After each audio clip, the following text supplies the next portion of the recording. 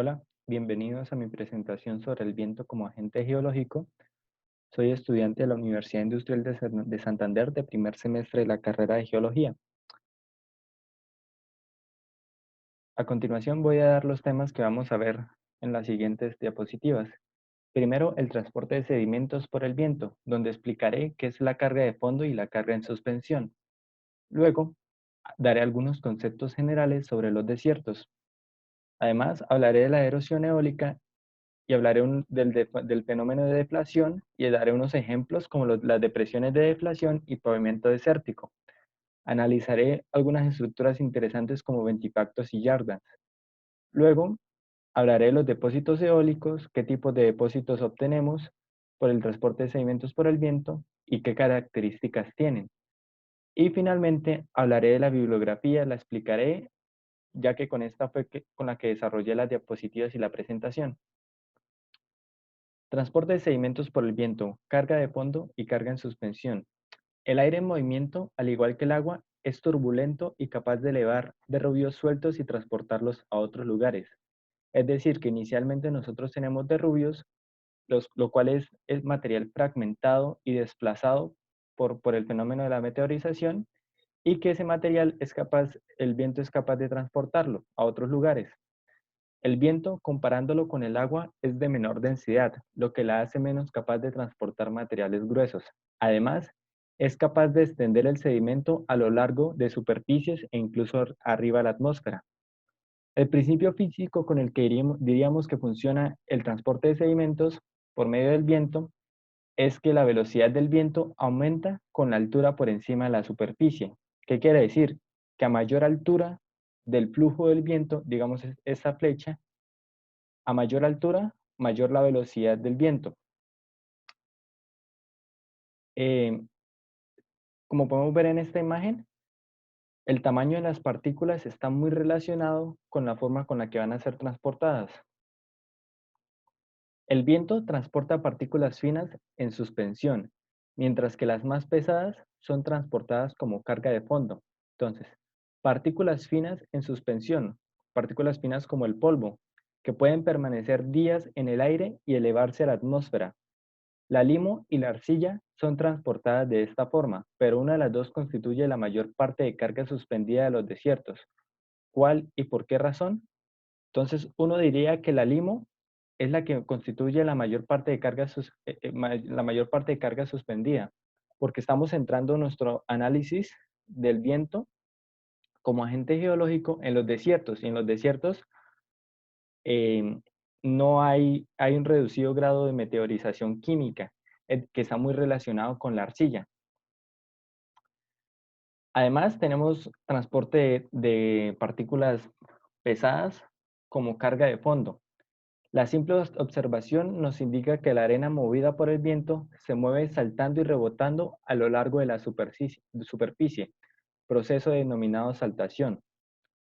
Entonces yo aquí he generado unos bloques donde voy a explicar cómo es el proceso de saltación. Inicialmente, un grano de arena que está girando en la superficie golpea a otro y lo lanza al aire. La arena eyectada se transporta por el aire hasta que la gravedad lo hace caer. Una vez se acerca a la superficie, puede rebotar o desalojar otros granos. Es decir, en esta imagen ya podemos ver cuál es la carga suspendida de las partículas finas. Y en las partículas más pesadas tenemos el fenómeno de saltación, que inicialmente tenemos un grano de arena que es eyectado y por acción de la gravedad cae. En esta situación pueden presentarse dos cosas: que la arena vuelva a rebotar o la arena siga un proceso de arrastre. A continuación daré algunos conceptos a tener en cuenta sobre los desiertos. En comparación con las corrientes de agua y los glaciares, el viento es un agente erosivo relativamente insignificante. En los desiertos, la erosión la realizan las corrientes de agua intermitentes. Para que el viento sea una fuerza erosiva eficaz, la sequedad y la escasez de vegetación son requisitos previos, ya que estos factores mantienen juntas las partículas. Es decir, que realmente en los desiertos el agente geológico que les ha dado forma hablando un poco de geohistoria, ha sido el agua. Eso no quiere decir que el viento no provea unas estructuras eh, geológicas interesantes que vamos a ver más adelante. Aquí tenemos un ejemplo de cómo el agua moldea una zona. Esto es un arroyo intermitente.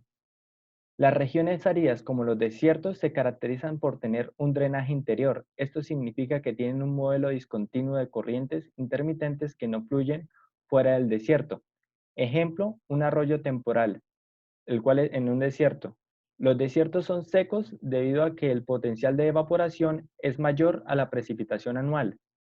Las regiones áridas representan un 30% de la superficie terrestre. Entonces, estos arroyos son temporales porque dependen mucho del grado de evaporación y el grado de precipitación anual.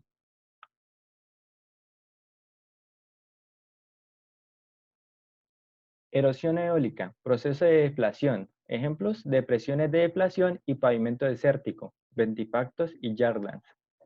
La deflación se conoce como el levantamiento y removilización del material suelto. En algunos casos es difícil de observar este proceso, pero nos dan varios ejemplos. Todo este proceso resulta en depresiones superficiales cuyo factor determinante es el nivel freático y la vegetación. Entonces, el, el viento levanta y removiliza material suelto, como vemos en esta parte, pero solo lo hace hasta que se encuentra con vegetación o con agua, ya que cuando se encuentra con vegetación y con agua, las partículas van a tener un factor de cohesión mayor y va a ser más difícil de transportar. Otro ejemplo es que la deflación a veces reduce la superficie eliminando la limo y arena, partículas eh, más finas de las que vemos acá, que estos granos gruesos. Entonces el viento removiliza toda esa arena y deja expuesta los granos gruesos. Para hablar sobre los ventipactos y yardans, introducimos el término de abrasión. La abrasión es el fenómeno donde el viento transporta la arena, la cual pule y corta las superficies rocosas expuestas. Es decir, que la arena le va dando forma a ciertas rocas expuestas. En este caso tenemos un yardan, que es, que es como una cresta que ha sido pulida y tiene forma como de un barco, pero al revés, como el casco de un barco, pero volteado. Depósitos eólicos, depósitos de arena y tipos de dunas. Entonces, el viento en su camino puede encontrarse con obstáculos, como podría ser con una roca, por ejemplo. En ese caso, el viento sería fuerte por delante del obstáculo y por los lados también, pero por detrás del obstáculo se crea una sombra donde el aire en movimiento es más lento. Algunos granos que vienen siendo transportados por el fenómeno de saltación terminan en la parte de atrás del obstáculo, haciendo que se vaya generando esta estructura detrás del obstáculo porque va acumulando más y más arena. Aunque el viento carece de importancia en la génesis de formas erosivas, en algunas regiones crea estructuras deposicionales interesantes, como los depósitos de arena. El viento deja caer su carga de sedimento, la cual se empieza a acumular en cualquier lugar en el que exista una obstrucción del flujo. Montículos o crestas, denominadas dunas, son las estructuras normalmente observadas. Aunque el flujo del aire no está limitado como el agua, las capas de dunas formadas no son simples montículos aleatorios, más bien siguen modelos sorprendentemente constantes. Entonces, vamos a analizar cómo se deposita la duna, la arena, dependiendo del flujo del viento y dependiendo de la cantidad de arena y cantidad de vegetación que haya en una zona. Algo importante de esta imagen son estos estratos cruzados que se forman cuando las dunas son enterradas por otros sedimentos y pues obviamente esos estratos cruzados pasan a ser, em, al registro de rocas sedimentarias.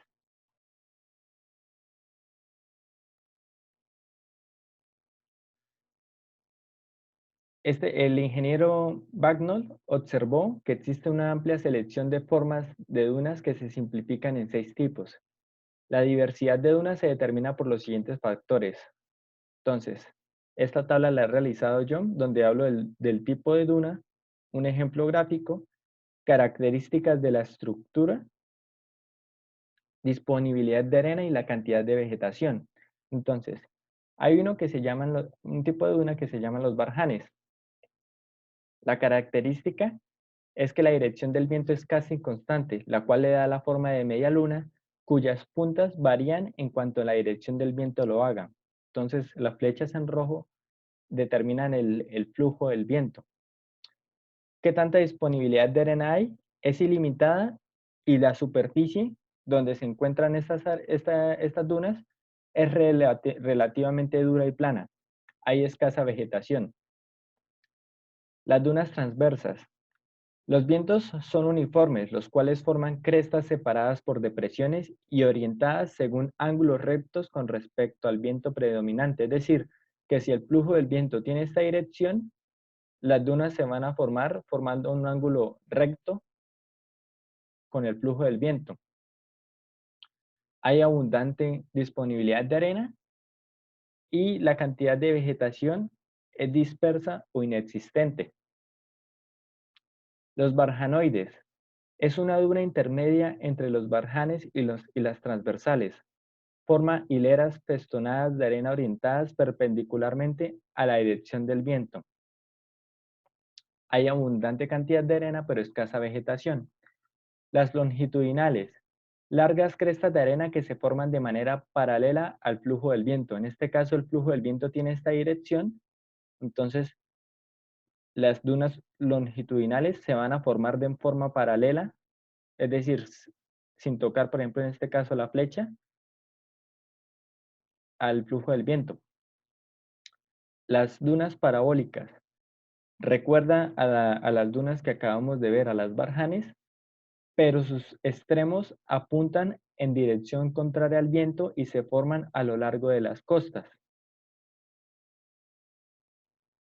Hay arena abundante y la vegetación cubre parcialmente la tierra. Y finalmente, la duna el tipo de duna que a mí me parece más interesante, la duna en estrella, normalmente son lomas de 3 o 4 crestas, divergen de un punto alto central que en algunos casos puede aproximarse a los 90 metros de altura. Entonces, para que se formen estas estructuras, debemos tener abundante cantidad de arena y escasa vegetación. Finalmente, esta es la bibliografía que he utilizado. A lo largo de las diapositivas hemos visto unos mapas donde vemos que los picos están exagerados. En este lugar pues se pueden generar mapas de cualquier región del mundo, y los libros en los cuales me he documentado ha sido Tarbuk, Ciencias de la Tierra, y Procesos Geológicos Externos y Geología Ambiental. Muchas gracias.